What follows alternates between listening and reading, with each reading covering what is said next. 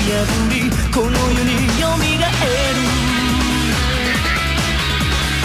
激しく揺らぐ乾いた大地命をかけて火花ぶつけ合う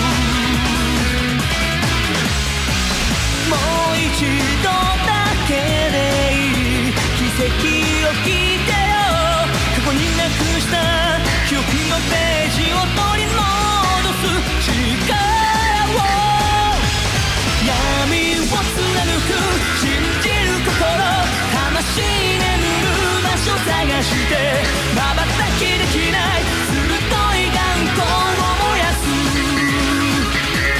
光と影の二つの心クリスタルに映る未来へ今動き出す赤くみなぎるアイス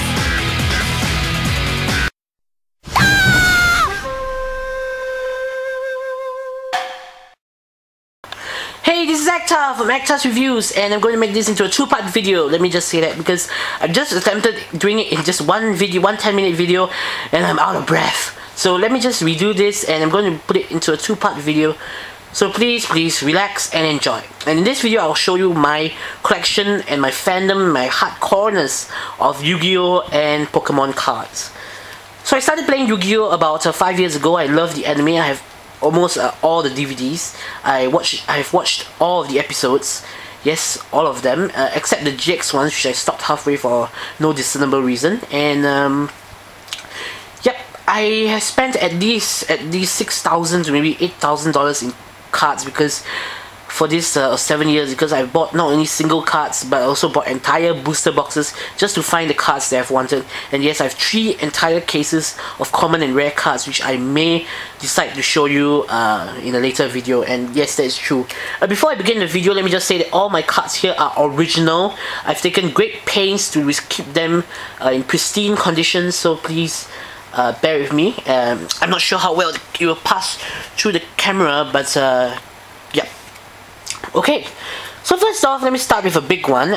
These 3 cards over here are actually the original Japanese God cards that's been released with the Game Boy, the original Game Boy version of the Yu-Gi-Oh! Each one card came with each individual version, like Pokemon. So you had the Yugi version, Kaiba version, and Joey version. Of course, they couldn't have a Merit version because it was an enemy. And so each of these cards are parallel rare. They're the original God cards, and it does say not for sale here. And it says not for tournament use. Here I can't show you close because it's not in the macro view, because I have to show you my album later. And yes, these can sell at least 200 to 300 a piece. I'm talking in American dollars. So next up, we have another pride and joy in my collection. Here we have 3 complete sets. 3 complete sets of Exodia. And yes, I love Exodia. It used to be my main modus operandi for my deck. Let me just show you the sets here. Here we have the original Phantom God set. Give me a second to find the head. Here we go. Here we have the original Phantom God set. This is the original Phantom God set. It's not a first edition, but now it's hard to come by, and this entire set can be sold for maybe $500. I'm not sure. It's the original Japanese Phantom God set, and it's one of my pride and joy in my collection. Here is just a common version of the cards which I got from a booster pack. For some reason, I got all 4 in one booster pack, so I guess I must be extraordinarily lucky.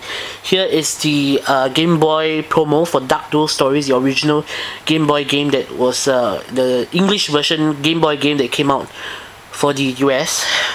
And here is the original not the first edition, the unlimited edition of Legend of the Blue Eyes White Dragon, the first English set to be released. And this is the entire super rare set. The gold text instead of the silver text. Alright, continuing on, we move into the GX line. Before that, let me just say that also there's been a special manga that's been released. If you have read it, I'm not sure. It's called Yu-Gi-Oh! R. The timeline takes place between Battle City, after the Battle City finals, where Yugi defeated Kaiba, and before the Millennium arc of Yugi, when he tries to go back into his past As you can see, I'm a very great fan of this. And there's these 3 special cards that has been produced by Maximilian Pegasus' brother, and these 3 are called the Devil's Gods, the Dark God cards, if I'm not wrong. And this is the Devil's Eraser. This one is the Devil's Avatar, and this is the Devil's Dreadroot. They are tournament legal, extremely powerful monsters. For example, this one you have to sacrifice 3 monsters of any type, and the attack and defense is 4,000 apiece. And its effect is that all the monsters aside from this, the attack and defense will halve, and so on and so forth. These 3 are really awesome cards, and this one is whatever monster on the field, this one will be 100 points higher than that monster. The strongest attack constantly. So if an opponent summons a new monster, let's say Blue Eyes White Dragon, this one will take on the attack of 3,100. And so, after this, oops, let me just adjust the camera back here. We move into the GX line, and here is the entire collection of Yu-Gi-Oh! GX Elemental Heroes, not including the new ones and the Neospacians. Some of them are secret rare, and some of them are commons. So yeah, this one came from a guidebook, as it was more expensive to buy individually. Moving along, yes, I'm really out of breath now. We have my deck, which I use, and if you can see by my deck, I do not comply with the tournament forbidden limited list, because it's really a pain to keep on updating my deck, and I only play with my friends, so it doesn't really matter. Just use of Monster Reborn, and Raigeki is not allowed. So moving on, let me just show you my album now. This is my album. It's extraordinarily old. Is as old as when I started first collecting Yu-Gi-Oh cards.